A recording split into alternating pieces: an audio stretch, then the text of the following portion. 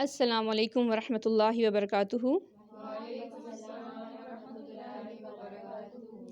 آج سے ہم قرآن پاک کو سٹارٹ کر رہے ہیں ترجمے کے ساتھ پڑھنا، تجوید سیکھنا اور مختصر تفسیر ہم اس کی سیکھیں گے۔ تو اس کا مقصد یہ ہے، آپ سب جانتے ہیں کہ سمپل قرآن پاک تو سب پڑھتے ہیں، لیکن پتہ نہیں ہوتا کہ اس میں اللہ سبحانہ و تعالیٰ نے فرمایا کیا ہے، اس کا مفہوم کیا ہے۔ تو ہم ایک کوشش کرنے جا رہے ہیں کہ ہم سمجھیں، اس کی گہرائی میں اتریں کہ اللہ سبحانہ و تعالیٰ کے جو پیارے الفاظ ہیں ان کا مفہوم کیا ہے۔ تو چلیں سٹارٹ کرتے ہیں۔ رب اشرح لی صدری ویسر لی امری واحلل عقدۃ من لسانی یفقہوا قولی ربی زدنی علما۔ پہلے ہم اسے سمپل پڑھنا سیکھیں گے تجوید کے ساتھ، تو پھر جتنا ہم تجوید کے ساتھ پڑھیں گے اسی کا لفظی ترجمہ ہوگا اور پھر اس کی شارٹ تفسیر ہوگی۔ تو سب سے پہلے قرآن پاک کی پہلی سورہ مبارکہ ہے سورۃ الفاتحہ، جو مکی سورت ہے اور اس میں 7 آیات ہیں۔ اعوذ باللہ من الشیطان الرجیم،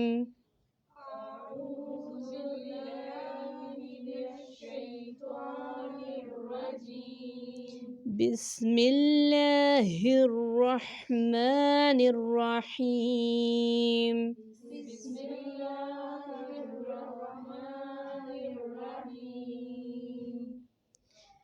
الحمد للہ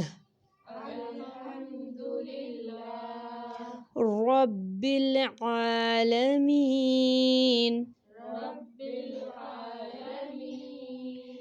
الرحمن الرحیم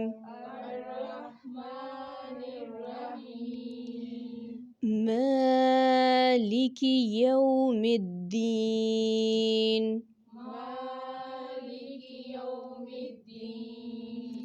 ایاک نعبد و ایاک نستعین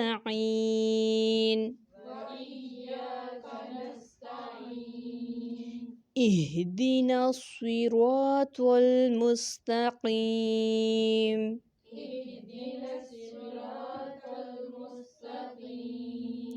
صراط الذین انعمت۔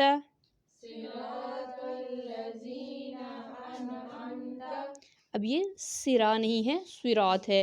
صوت جو ہے یہ حروف مستعلیہ میں سے ہے، موٹے حروف میں سے ہیں، تو اس میں ہم اسے موٹا کر کے پڑھیں گے۔ صراط الذین انعمت علیہم غیر المغضوب علیہم ولا الضالین۔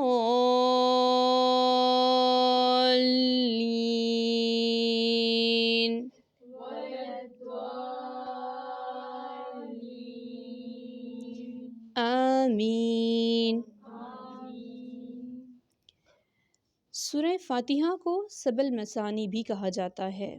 سبع المثانی کا مطلب ہے 7 آیات جو بار بار دہرائی جانے والی ہیں۔ اسے ام القرآن بھی کہا جاتا ہے۔ چلیے سب سے پہلے ہم اس کا لفظی ترجمہ دیکھتے ہیں۔ قرآن پاک سٹارٹ کرنے سے پہلے اللہ سبحانہ و تعالیٰ نے ہمیں ایک حفاظتی بیلٹ دی ہے جسے تعوذ بولتے ہیں۔ اگر ہم تعوذ پڑھ لیتے ہیں تو ہم اللہ کی پناہ میں آ جاتے ہیں شیطان مردود کے شر سے۔ وہ کبھی نہیں چاہتا کہ ہم قرآن کی طرف آئیں یا اسے اچھے طریقے سے پڑھیں یا اسے سیکھیں، اسے سمجھیں، اس پہ عمل کریں، کیونکہ اس کا شروع سے ہی، روز ازل سے ہی اس کا یہ وعدہ ہے اللہ سبحانہ و تعالیٰ سے کہ میں تیرے بندوں کو گمراہ کروں گا، اور جو قرآن کی طرف آئے ہو نہیں سکتا کہ وہ کبھی گمراہ ہو سکے۔ تو ہم سب سے پہلے تعوذ پڑھیں گے، اعوذ باللہ من الشیطان الرجیم، کہ اے اللہ میں تیری پناہ میں آتی ہوں شیطان مردود کے شر سے۔ اب یہ ہم نے پڑھ لی، اب ہمارے لیے انشاءاللہ قرآن پڑھنا آسان ہوگا۔ اس کے بعد ہے اللہ کے نام سے ہم سٹارٹ کرتے ہیں۔ کیوں؟ کیونکہ اس کے نام کو لے کے جب ہم سٹارٹ کریں گے تو اس کی رحمتیں بھی آئیں گی، اس کی برکتیں بھی آئیں گی، اس کا ساتھ جب ہمارے ساتھ انشاءاللہ ہو جائے گا تو ہمیں اچھے طریقے سے ہم پڑھ بھی سکیں گے اور سمجھ بھی سکیں گے۔ تو کیا ہے؟ بسم اللہ الرحمن الرحیم، 7 نام اللہ کے، یعنی شروع کرتی ہوں 7 نام اللہ کے جو نہایت مہربان اور بار بار رحم کرنے والا ہے۔ الحمد، سب تعریفیں، جو ہے وہ معرفہ اسم کے ساتھ آتا ہے، الحمد سب تعریفیں، للہ لیے اللہ کے، واسطے اللہ کے، رب العالمین، ربی جو رب ہے، عالمین سارے جہانوں کا، الرحمن نہایت مہربان، الرحیم بار بار رحم کرنے والا ہے، مالکی مالک ہے، یومی دن کا، الدین جزا و سزا کے، ایاک صرف تیری، نعبد ہم عبادت کرتے ہیں، و ایاک اور صرف تجھی سے، نستعین ہم مدد مانگتے ہیں، اہدی اہدی دکھا، نا ہمیں، اہدینا دکھا ہمیں، الصراط راستہ، المستقیم سیدھا، صراط راستہ، الذین ان لوگوں کا، انعمت انعام کیا تو نے، علیہم ان پر یا اوپر ان کے، غیری نہ ہی، المغضوبی جن پر غضب کیا گیا، علیہم اوپر ان کے، ولا اور نہ، الضالین گمراہ ہونے والوں کا۔ تو یہ ہے اس کا لفظی ترجمہ۔ سورہ فاتحہ قرآن پاک کا دباچہ ہے۔ ہر بک کے سٹارٹ میں ایک دباچہ ہوتا ہے جس میں ایک سمری ہوتی ہے، تو سورہ فاتحہ سمری ہے قرآن پاک کی۔ اب اسے میں نے آپ کو جیسے سٹارٹ میں بھی کہا کہ سورہ فاتحہ کو سبع المثانی یعنی بار بار دہرانے والی 7 آیات کہا جاتا ہے۔ اسے ام القرآن بھی کہا جاتا ہے، ام الشفا بھی کہا جاتا ہے، الرقیہ بھی کہا جاتا ہے، اسے پڑھ کے دم بھی کیا جا سکتا ہے۔ ابو ہریرہ سے روایت ہے کہ آپ صلی اللہ علیہ وسلم نے فرمایا، جس نے نماز پڑھی اور اس میں ام القرآن یعنی الفاتحہ کی تلاوت نہیں کی تو اس کی نماز نہیں ہوگی۔ تو جب ہم نماز میں کھڑے ہوں تو آج سے انشاءاللہ ہم مفہوم جان کر سمجھ کر نماز ادا کریں گے، تو دیکھیے گا کہ اس نماز کی ادائیگی ہی کتنی خوبصورت ہوگی اور ہم یہی محسوس کریں گے کہ ہم اپنے رب کے سامنے کھڑے ہیں۔ جب بندہ الحمدللہ رب العالمین کہتا ہے تو اللہ تعالیٰ فرماتا ہے کہ میرے بندے نے میری تعریف کی۔ جب وہ الرحمن الرحیم کہتا ہے تو اللہ فرماتا ہے کہ میرے بندے نے میری ثنا کی۔ جب وہ مالک یوم الدین کہتا ہے تو اللہ فرماتا ہے کہ میرے بندے نے میری بزرگی بیان کی اور اپنا معاملہ میرے سپرد کر دیا۔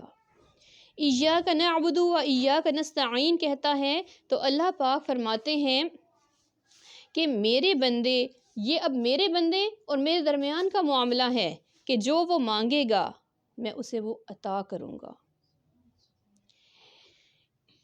اللہ پاک نے نبی پاک صلی اللہ علیہ وسلم کو یہ صورت عطا کی اور خوشخبری سنائی کہ ہم نے آپ کو بار بار دہرائی جانے والی 7 آیات کا یہ تحفہ دیا ہے۔ اسے النور بھی کہا جاتا ہے کیونکہ ایک بار حضرت جبرائیل امین آپ صلی اللہ علیہ وسلم کے پاس تشریف فرما تھے کہ ایک زوردار آواز آئی۔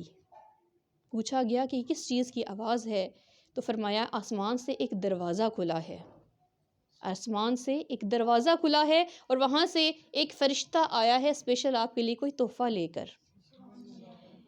آپ صلی اللہ علیہ وسلم کے پاس وہ فرشتہ جب آیا تو اس نے کہا میں آپ کے لیے 2 نور لے کے آیا ہوں اور یہ 2 نور آپ کے لیے ہی ہیں۔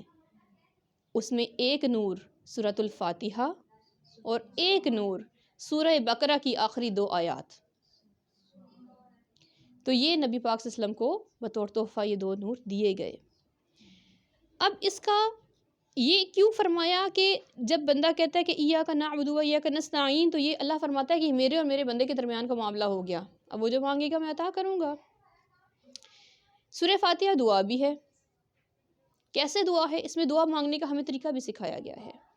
دعا ہم کبھی بھی مانگتے ہیں تو اس کا طریقہ کار یہ ہوتا ہے، اب دیکھیں ہم نے کسی عام انسان کی طرف، پہلے ہم مثال دوں گی، مثال سے سمجھاؤں گی کہ ہم نے کسی عام انسان سے کوئی چیز مانگنی ہوتی ہے تو ہم ڈائریکٹ جا کے اپنا موضوع بیان نہیں کرتے. طریقہ کار کیا ہوتا ہے؟ پہلے ہم تھوڑی اس سے الائک سلیک کرتے ہیں، اس کی تھوڑی سی جیسے تعریف کر دی کوئی اس طرح کہ وہ ہماری طرف متوجہ ہو جائے، پھر اپنا موضوع بیان کرتے ہیں. کبھی ڈائریکٹلی جا کے کریں بات کہ ہمیں یہ چیز چاہیے تو پھر ایک اچھی بات بھی نہیں لگتی ہے، تھوڑی سی تمہید باندھی جاتی ہے. یہ طریقہ ہمیں دعا کا اس میں سکھایا گیا کہ پہلے اللہ سبحانہ و تعالیٰ کی حمد بیان ہوگی، الحمدللہ رب العالمین الرحمن الرحیم مالک یوم الدین. یہ تینوں آیات اللہ سبحانہ و تعالیٰ کی حمد میں آتی ہیں کہ تمام تعریفیں اللہ سبحانہ و تعالیٰ کے لیے ہیں. تمام تعریفیں جو رب العالمین ہے، جو تمام جہانوں کا رب ہے. ایک جہان ہمارے سامنے ہے، کئی جہان ایسے ہیں جو ابھی تک ہمارے سامنے بھی نہیں ہیں. وہ تمام عالمین کا، تمام جہانوں کا رب ہے.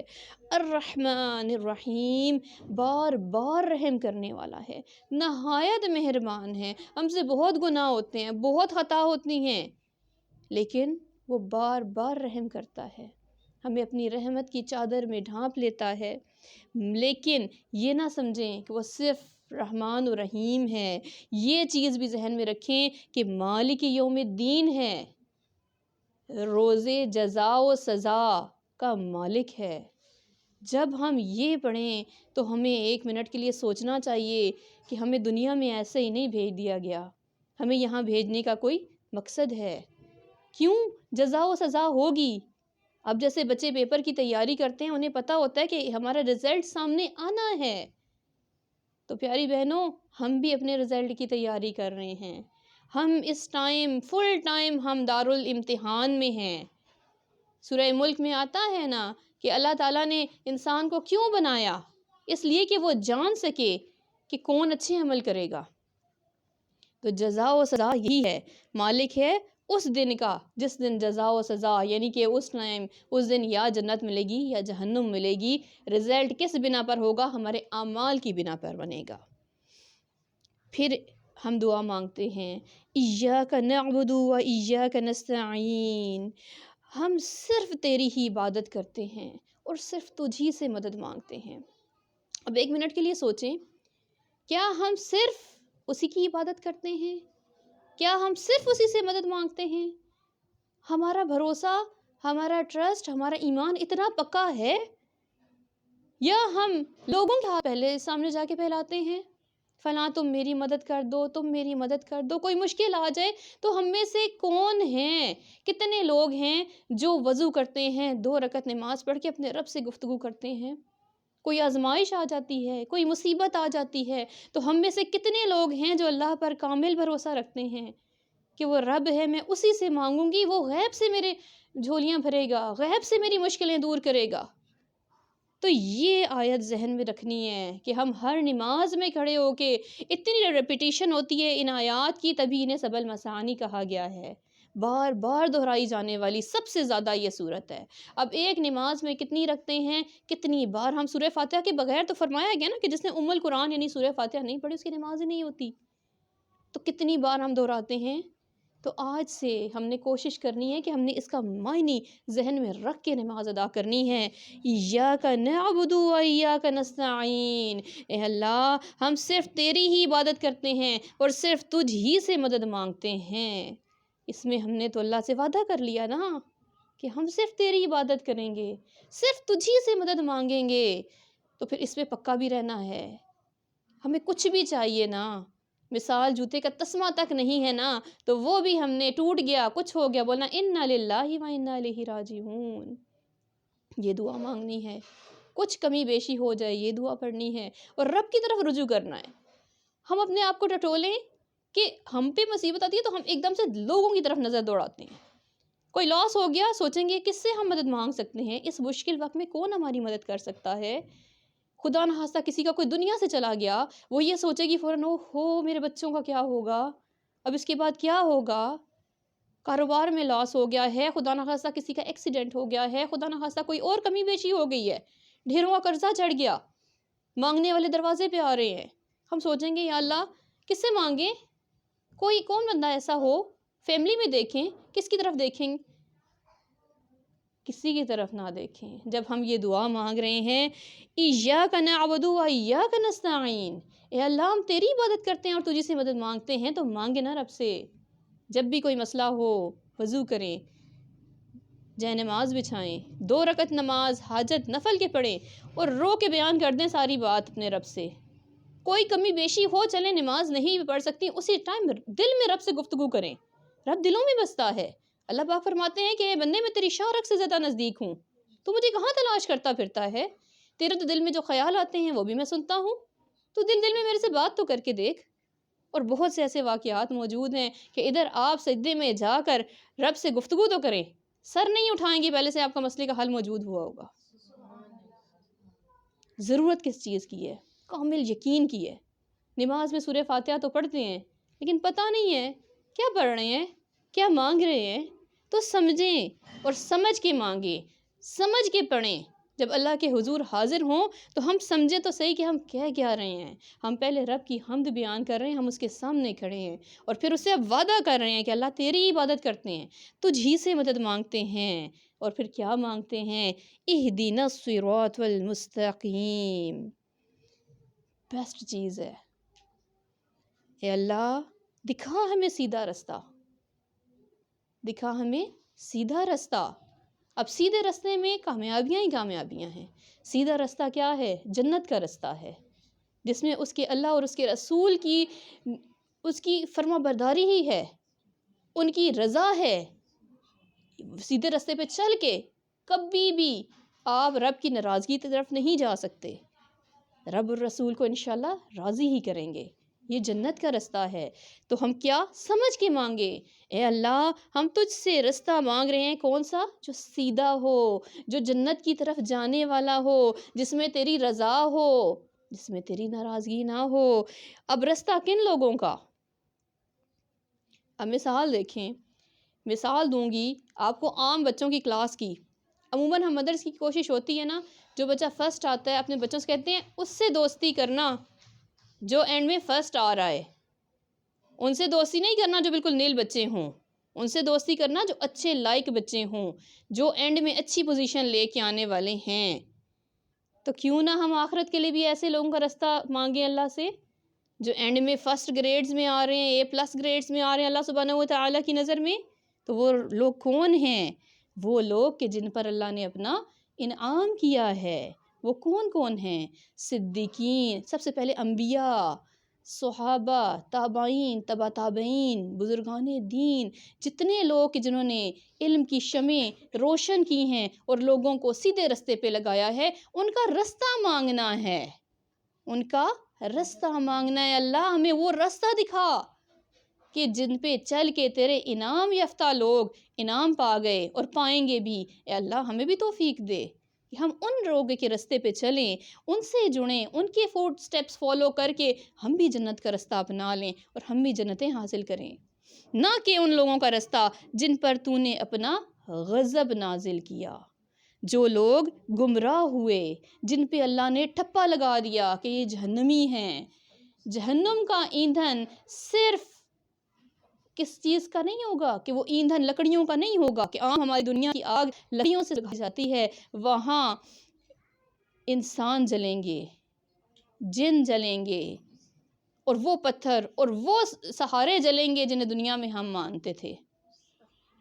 وہ تمام گمراہ لوگ ہیں جن پر اپنا غضب نازل ہوا۔ آگے انشاءاللہ ہم قرآن میں چل کے پڑھیں گے، ایسی ایسی قومیں تھیں کہ جن پر اللہ پاک کو اتنی ناراضگی ہوئی کہ اللہ پاک نے ان پر ایسے ایسے عذاب بھیجے ہیں کہ جو اگر ہم پڑھتے ہیں اور سنتے ہیں تو ہمارے رونگٹے کھڑے ہو جاتے ہیں۔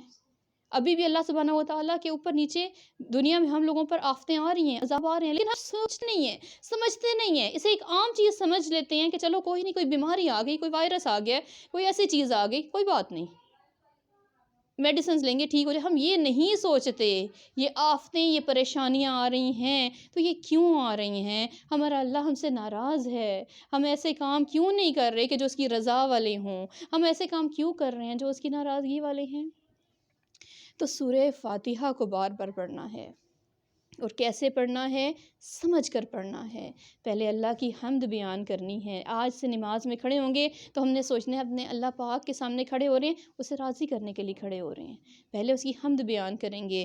پھر جب مالک یوم الدین پر پہنچیں گے تو دل میں ڈر ہوگا، یا اللہ اس سے پہلے جتنے گناہ ہو گئے تیرے سامنے میں کھڑی ہوں، تو میرا فیصلہ کرے گا، یا اللہ تو رحم کا فیصلہ کرنا، تو رحمان و رحیم ہے۔ پھر اس کے بعد ہم اللہ سے وعدہ کر رہے ہیں، اللہ تیری عبادت کرتے ہیں، تجھی سے مدد مانگتے ہیں، تو دل میں خیال آئندہ سے انشاءاللہ ہم نے یہ رکھنا ہے کہ ہم اس کی عبادت کرتے ہیں، اس کا کلمہ گو ہیں، تو ہم نے کیا کرنا ہے کہ مدد بھی اسی سے مانگنی ہے۔ چھوٹی سی چیز، چھوٹی سی کمی بیشی بھی ہو جاتی ہے تو ہمیشہ ایک مومن کی پہچان ہے کہ پہلی نظر اسی خدا پر ہونی چاہیے، ٹھیک ہے۔